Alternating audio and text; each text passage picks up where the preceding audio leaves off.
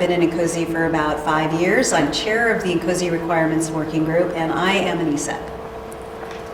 So why did you decide to become ESEP certified?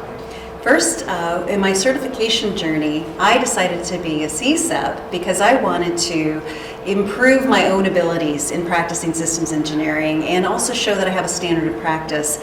After I became a CSEP, I actually met the qualifications for ESEP a couple years later.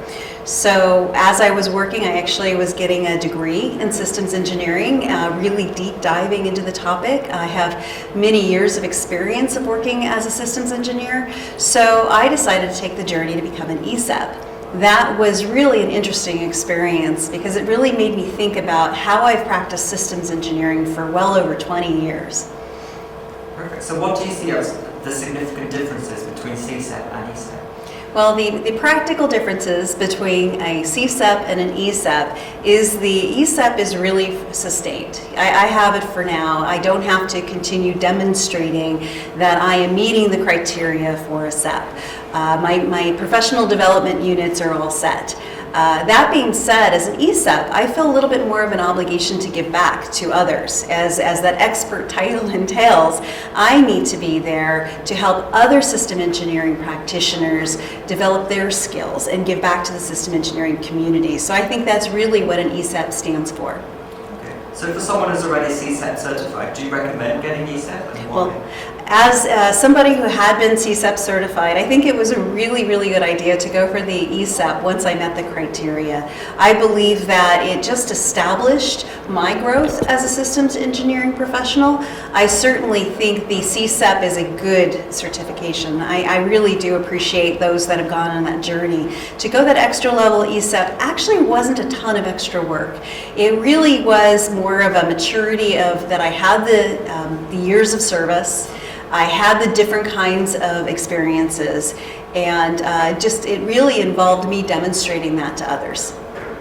Okay, so going through your CSEP to ESEP journey, what was the biggest challenge you faced? So when I was thinking about becoming an ESEP, one of the challenges that I had to face was, did I have the right kinds of experience? Could I justify it? Did I have the right folks who would vouch for my service, the references? I had to really think hard about the different kinds of things that I can demonstrate in my own career, in my own professional journey.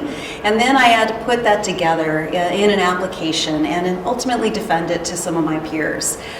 It wasn't actually that hard. Once I finally got through with it, I found that it was really just building on my resume and being able to share that with others.